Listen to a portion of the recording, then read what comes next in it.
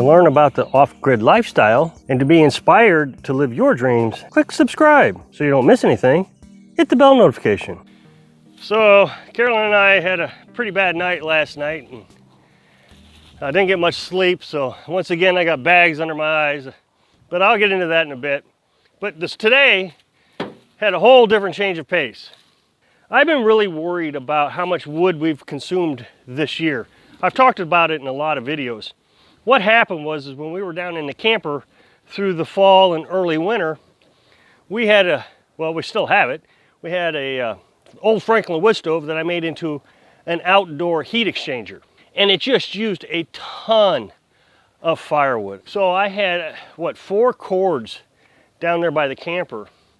And we went through all that before January. So when we come up here, we didn't have hardly any firewood that we could use for this year. That was all for this year. So I've been dipping into this year's supply.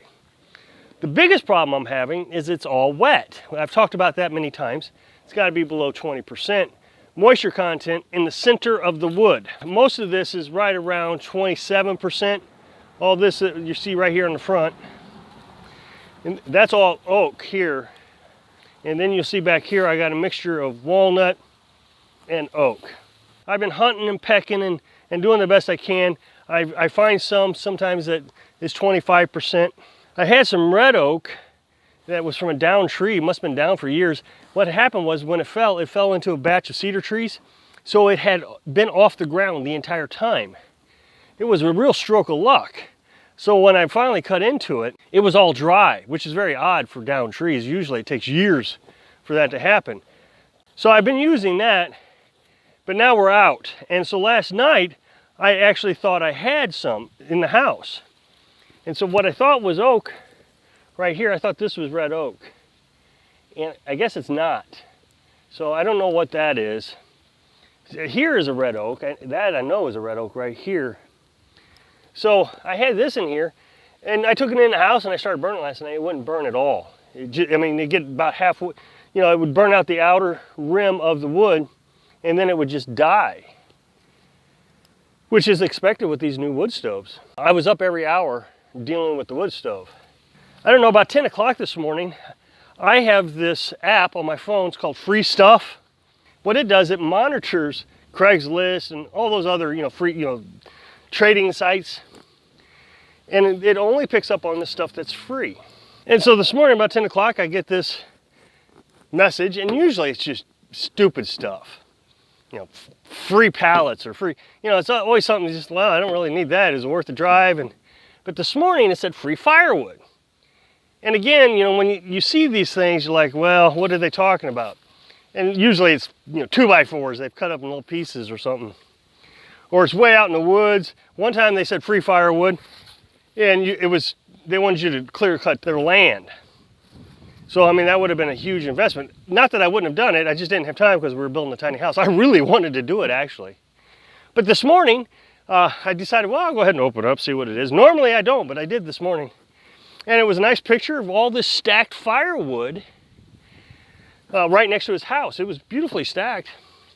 And he says, this is the stuff I bought a couple months ago, but it's too big to fit in my wood stove.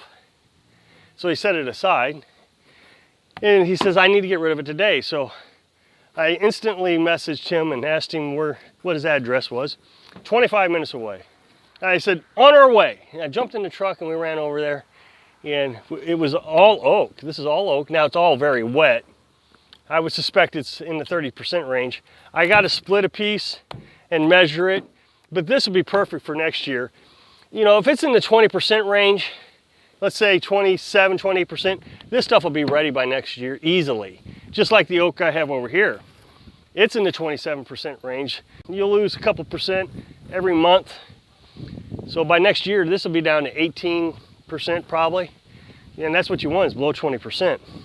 So this is a big deal to me. It was free, and it will start filling in some of the gaps in the areas that we took from last year's wood pile. You see this huge dip that I got here that I've taken from it. So we'll be able to fill all this in. I think that there's plenty for next year, I really do. But as I said before, I want to start stockpiling firewood for my retirement. I'd like to have 15 years of firewood.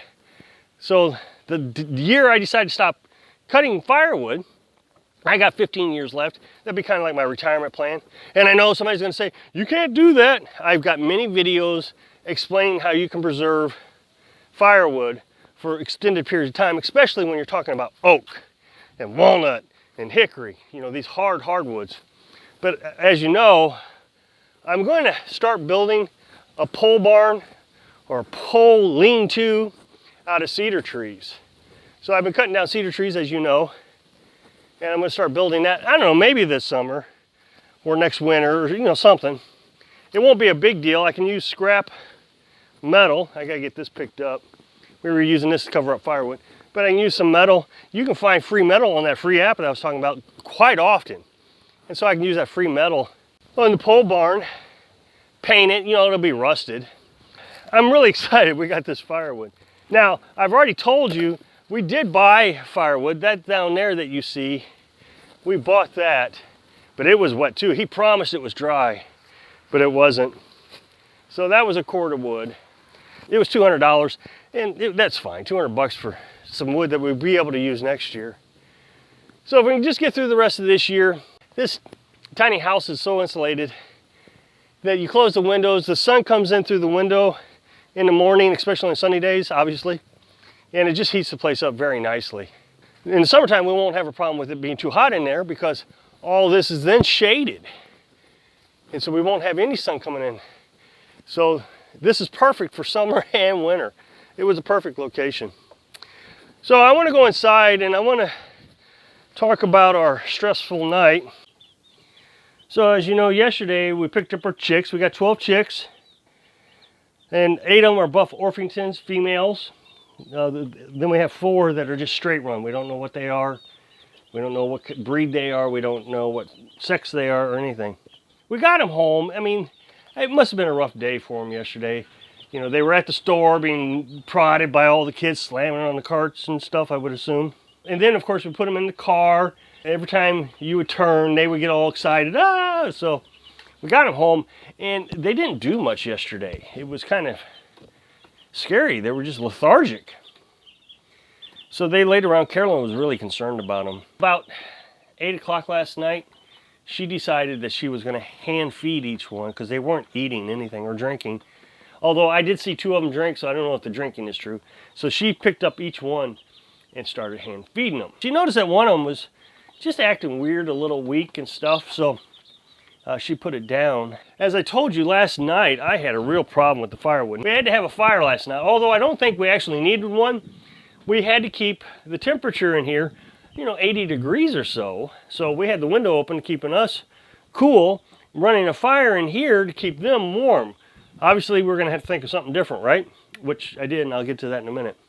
So I thought I picked up that red oak that I told you about that burns so well. Well, it didn't. It wasn't red oak. It just wouldn't burn. I don't know what it is or where it came from, but I mean, you can see that it was wet because it stained up my glass. It wouldn't burn. It just smoldered. And so all that smoke stains up your glass, so you got to clean that off. I was up every hour loading that up, stoking the fire, putting another log in. Normally I get up about every 2 hours and put a log in, especially through the cold snap we just had. And I don't know, I think it was 11:30 I got up and I was checking on the chickens. You know, you'd open up and they all kind of look at you, and so I noticed that one of them wasn't looking at me. So I got Carolyn up and she immediately started doing some research on the internet about it. I don't remember what she thought this particular chicken had, but it was in serious shape. It wouldn't eat, it wouldn't get up, it wouldn't drink. And she says, I think that's the one that wouldn't eat out of her hand earlier. And of course, it was one of the Buff Orpingtons, one of the yellow ones. You can see all of them are doing just fine now. So what she did, she looked it up, and they said if you mix up sugar water and feed it to them, that usually pulls them out of the whatever it is that she had. That didn't seem to help. So we were pretty sure that we were gonna lose it. So she did a little bit more research and found that if she fed it an egg yolk, the chick did eat the egg yolk, and the thing was doing great. All of them are up today, so I guess they're well rested. They've been noisy all day. To avoid having to keep this place heated with firewood, since we're running out of dry firewood, what I decided to do was I filled a water bottle, just a bottle, with hot water. We have lots of hot water because we have the on-demand water heater. So they can snuggle up around this and they can move away from it if they're too hot. That'll keep us from having to get a heat lamp because we don't have the electricity to get a heat lamp. That'll keep us from having to run the wood stove. And all I got to do is about every 2 hours is change out that water in the water bottle. They're real timid. They don't seem to get too startled. See, you can pick them up and they'll calm right down. See, real happy. Say hi. Say hi to the camera. Isn't that adorable? Wait until they get big. So I hope I can inspire you to take care of your dream in the middle of the night someday. Thanks for watching.